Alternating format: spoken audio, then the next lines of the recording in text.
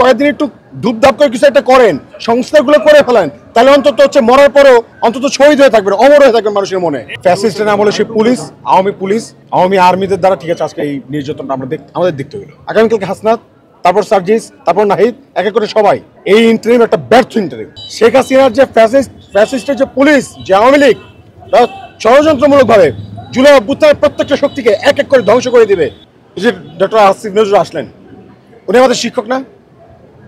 নূর ভাইয়ের উপরে যে হামলাটা হয়েছে এটা তো জঘন্য একটা কাহিনী হয়ে গেছে। আপনারা কি অস্বীকার করতে পারবেন? নূর হক নূর ভাই সেই গণ অভ্যুত্থানের এত বড় একটা শক্তি, এত বড় একটা ফিগার, তার উপরে যেই হামলাটা হয়েছে কার নির্দেশে হয়েছে? এটা ফ্যাসিস্টের নাম হলো সে পুলিশ, আওয়ামী আর্মিদের দ্বারা ঠিক আছে আজকে এই নির্যাতনটা আমাদের দেখতে হলো। এটা ভয়ঙ্কর, অ্যালার্মিং। আজকে নূর ভাই, আগামীকালকে হাসনাত, তারপর সার্জিস, তারপর নাহিদ, এক এক করে সবাই। প্রত্যেকটা গণ অভ্যুত্থানের প্রত্যেকটা শক্তিকে এইভাবে হচ্ছে ক্ষতিগ্রস্ত করা হবে। আমরা বারবার বলতেছি, এটা কেউ হয়তো পাত্তা দিচ্ছে না, এখন পাত্তা দিচ্ছে না, কিন্তু অনেক বেশি ক্ষতি হয়ে যাবে যখন, তখন হচ্ছে হয়তো সবার কানে যখন পানি যাবে তখন সবাই হচ্ছে সরব হবে। আমরা বারবার বলতেছি যে এই ইন্টারিম একটা ব্যর্থ ইন্টারিম, ব্যর্থ গভর্নমেন্ট। এর আগেও তো ইন্টারিম এরকম তত্ত্বাবধায়ক সরকার কি আসে নাই? তারা কি দেশ চালায় নাই? ডক্টর ইউনূস কি তাদের চেয়ে অযোগ্য? প্রশ্ন আসে না? উনি তো গ্লোবাল স্ট্যান্ডার্ডের মানুষ, গ্লোবাল লিডার।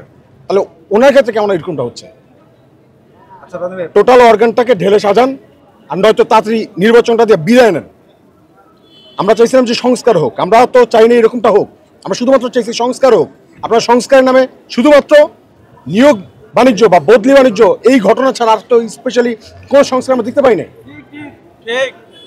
এগুলো কি? এটাই চাইছি আমরা।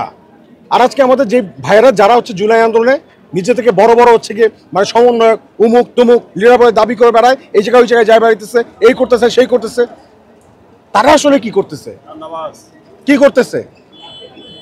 এগুলা কেন ভয়েস ডাটা সবাই মিলে একসাথে রেজ করে নাই?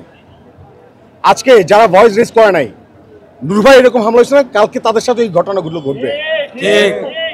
তখন কি তাদের সাথে আমরা কি বারবার এরকম সবাই ঘুরে ঘুরে যায় দেখবো যে কে কোন অবস্থায় আছে, নাকি একসাথে প্রতিবাদ করব? এই প্রশ্নটা তাদের কাছে রেখে গেলাম যে নূর ভাই একা না, আপনাদের কই লিস্টে আসতে হবে, আমাদের কই লিস্টে আসতে হইতেছে। শেখ হাসিনার যে ফ্যাসিস্টের যে পুলিশ, যে আওয়ামী লীগ, ষড়যন্ত্রমূলকভাবে জুলাই অভ্যুত্থানের প্রত্যেকটা শক্তিকে এক এক করে ধ্বংস করে দিবে সেই পরিকল্পনা নিয়ে, মাস্টার প্ল্যান নিয়ে ওরা সামনে আগাচ্ছে।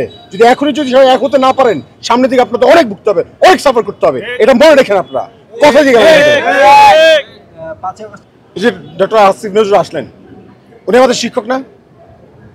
আমরা কত আশা ভরসা করে তাদেরকে ওখানে পাঠাইছি যে স্যার আপনারা যান, অসুবিধা নাই। যখন আমাদের ভাইয়া তাদেরকে চুজ করছে, আমরা বলছি ওকে ঠিক আছে, তোমাদের উপর আমার ভরসা আছে। এই শিক্ষকরাই তো গণঅভ্যুত্থানের সময় ছাত্রদেরকে বাঁচাতে আগে আসছিল, ওই ভরসার জায়গায় তারা তৈরি করছিল। কিন্তু তারা ওইখানে গিয়ে কি করলো? এমন লোকজন বসাইলো, অথবা যাদেরকে জীবনে দেখি নাই, চিনি নাই, গণঅভ্যুত্থানে ঠিক আছে তারা নামেই নেই কোনোদিন, তারাও এখন হয়ে আছে স্বাস্থ্য উপদেষ্টা, তারা এখন হয়েছে এই উপদেষ্টা ওই উপদেষ্টা। কিন্তু তারা যে জুলাই অভ্যুত্থানকে, জুলাই স্পিরিটটাকে যে ধারণ করে না, এটা তার উপযুক্ত প্রমাণ যে তারা কিছুই করতে পারতেছে না। সবকিছুকে ভয় পাইতেছে, সিন্ডিকেটকে ভয় পাইতেছে, সিস্টেমকে ভয় পাইতেছে। এতই মরার ভয়, এক একজনের বয়স তো হচ্ছে রিটায়ার করার বয়স চলে আসে, কিছুদিন পরে হয়তো বা আল্লাহ না করুক আল্লাহর কাছে চলে যেতে হতে পারে। তো মরতে তো একদিন হবেই ভাই, কিসের ভয় পান? তো তার চেয়ে একটা কাজ করেন, কয়েকদিন একটু ধূপধাপ করে কিছু একটা করেন, সংস্কারগুলো করে ফেলেন, তাহলে অন্তত হচ্ছে মরার পরেও অন্তত শহীদ হয়ে থাকবেন, অমর হয়ে থাকবেন মানুষের মনে।